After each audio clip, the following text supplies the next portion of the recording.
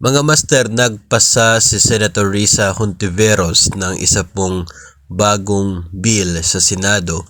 Itong Senate Bill number 2743. Ito po ay para dagdagan ng 15,000 pesos across the board ang basic monthly salary ng mga guro and employees in the public basic education dito po, no, sa Pilipinas. So I would say teachers and non-teaching personnel ng DepEd, dagdag 15,000 pesos across the board.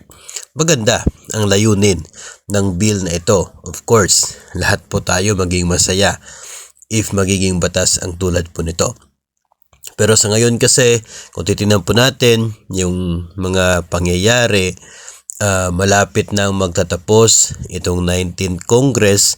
Kung hindi po ito magiging priority ng administration, ay malabo na makahabol, no? Tapos by mid 2025 kasi magtatapos na po itong 19th Congress. So kung hindi po ito maging batas, pagdating po ng araw na yan ay back to zero na naman, no? Pagdating po ng 20th Congress starting July 2025.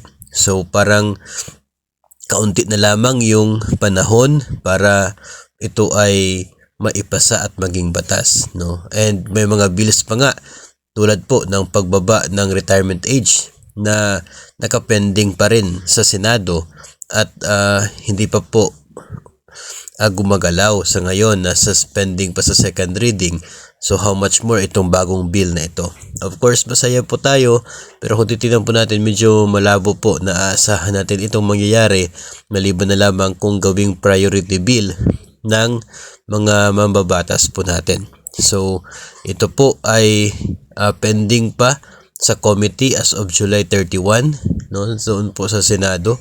So medyo wag muna nating asahan na mangyayari, especially po na kakalabas lamang o hindi pa nga na-implement sa ibang mga lugar. Ito pong Executive Order number 64 ng Pangulong Marcos na nagdagdag ng sahod sa mga civilian personnel ng gobyerno.